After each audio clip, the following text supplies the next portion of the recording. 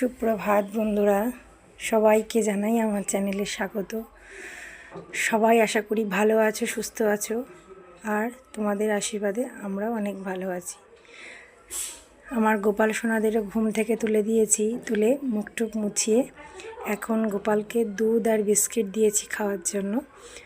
যেহেতু এখন ঠান্ডা পড়ে গেছে, তাই গোপাল সোনাদের আমি বেলাতে স্নান করাই, ওই জন্য সকালবেলা আগে তুলে মুখটা মুছিয়ে ওদেরকে কিছু খেতে দিই। তারপরে বেলায় আবার যখন পুজো করি, স্নান করি, তখন যখন যেরকম থাকে তখন সেরকম দিই। প্রতিদিন হয়তো মিষ্টি, লাড্ডু এগুলো আমার দেওয়া সম্ভব হয় না, তো আমার গোপাল সোনাকে আমি যেটা আমার মনে লাগে আমি সেটাই দেওয়ার চেষ্টা করি।